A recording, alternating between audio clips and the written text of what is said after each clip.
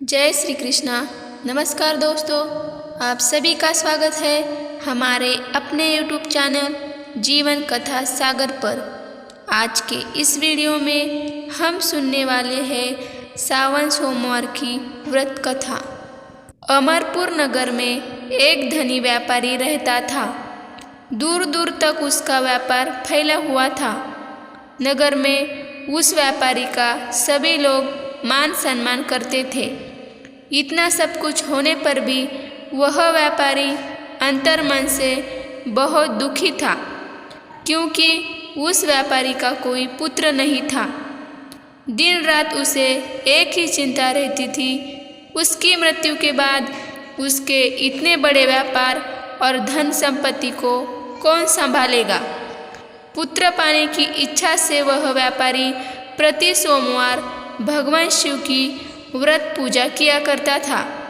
सायंकाल को व्यापारी शिव मंदिर में जाकर भगवान शिव के सामने घी का दीपक जलाया करता था। उस व्यापारी की भक्ति देखकर एक दिन पार्वती ने भगवान शिव से कहा, हे प्राणनाथ, यह व्यापारी आपका सच्चा भक्त है। कितने दिनों से यह सोमवार का व्रत और पूजा नियमित कर रहा है। भगवान, आप इस व्यापारी की मनोकामना अवश्य पूर्ण करें। भगवान शिव ने मुस्कुराते हुए कहा, हे पार्वती, इस संसार में सबको उसके कर्म के अनुसार फल की प्राप्ति होती है। प्राणी जैसा कर्म करते हैं उन्हें वैसा ही फल प्राप्त होता है। इसके बावजूद पार्वती नहीं मानी। उन्होंने आग्रह करते हुए कहा, नहीं प्राणनाथ, आपको इस व्यापारी की इच्छा पूरी करनी ही पड़ेगी। यह आपका अनन्य भक्त है। प्रति सोमवार आपका विधिवत व्रत रखता है और पूजा अर्चना के बाद आपको भोग लगाकर एक समय भोजन ग्रहण करता है। आपको इसे पुत्र प्राप्ति का वरदान देना ही होगा। पार्वती का इतना आग्रह देखकर भगवान शिव ने कहा, तुम्हारे आग्रह पर मैं इस व्यापारी को पुत्र प्राप्ति का वरदान देता हूँ, लेकिन इसका पुत्र 16 वर्ष से अधिक जीवित नहीं रहेगा। उसी रात भगवान शिव ने स्वप्न में उस व्यापारी को दर्शन देकर उसे पुत्र प्राप्ति का वरदान दिया और उसके पुत्र के 16 वर्ष तक जीवित रहने की बात भी बताई।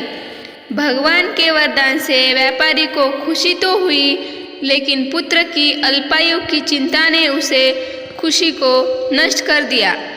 व्यापारी पहले की तरह सोमवार का विधिवत व्रत करता रहा।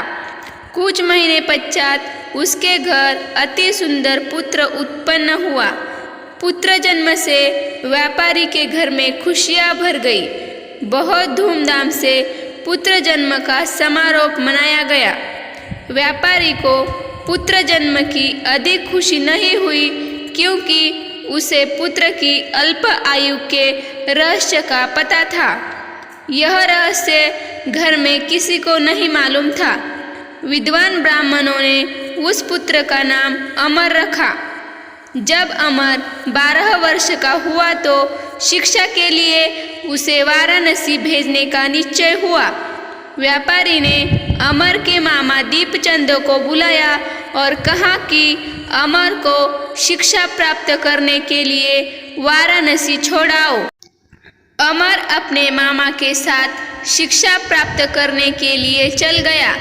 रास्ते में जहाँ भी अमर और दीपचंद रात्रि विश्राम के लिए ठहरते, वही यज्ञ करते और ब्राह्मणों को भोजन कराते थे। लंबी यात्रा के बाद अमर और दीपचंद एक नगर में पहुँचे। उस नगर के राजा की कन्या के विवाह की खुशी में पूरे नगर को सजाया गया था।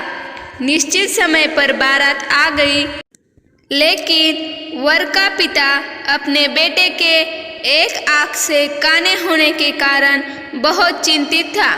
उसे इस बात का भय सता रहा था कि राजा को इस बात का पता चलने पर कहीं यह विवाह से इनकार ना कर दे, इससे उसकी बदनामी होगी।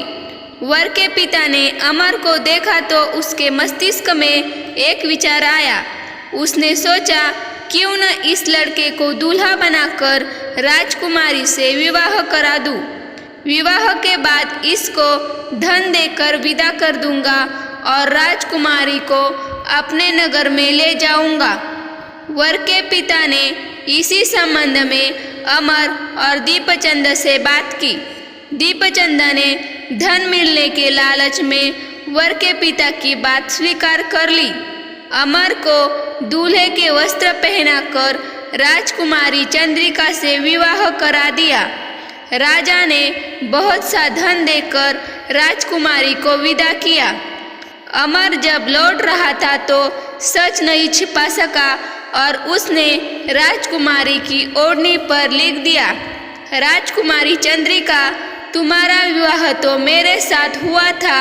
मैं तो वाराणसी में शिक्षा प्राप्त करने जा रहा हूँ।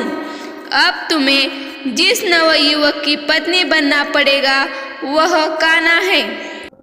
जब राजकुमारी ने अपनी ओढ़नी पर लिखा हुआ पढ़ा तो उसने काने लड़के के साथ जाने से इनकार कर दिया। राजा ने सब बातें जानकर राजकुमारी को महल में रख लिया। उधर अमर अपने मामा दीपचंद के साथ वाराणसी पहुंच गया।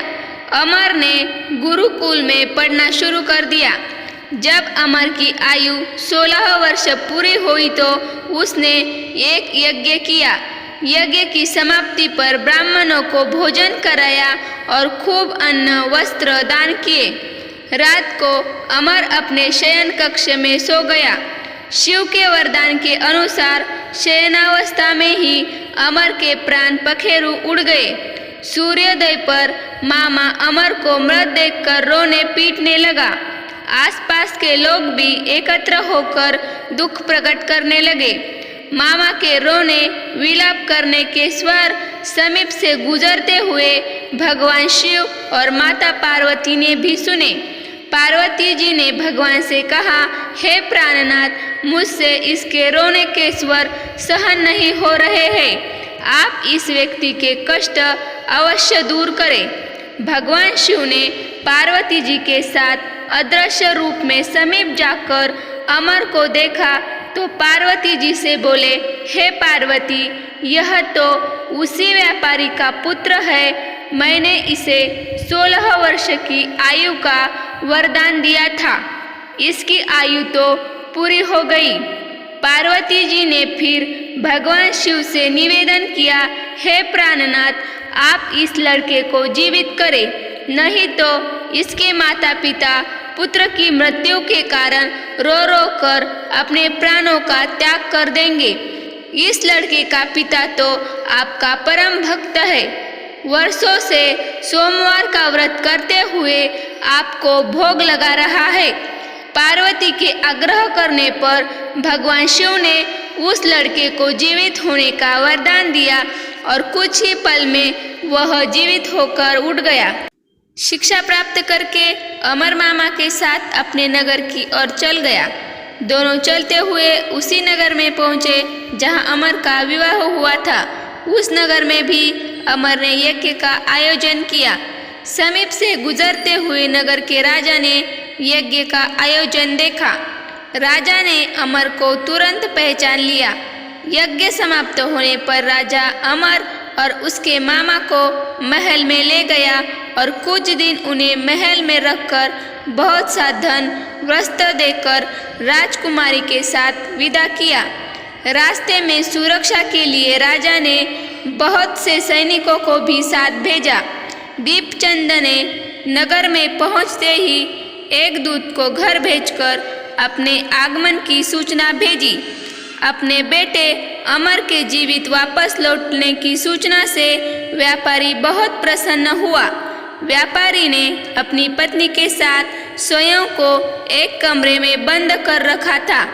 भूखे प्यासे रहकर व्यापारी और उसकी पत्नी बेटे की प्रतीक्षा कर रहे थे।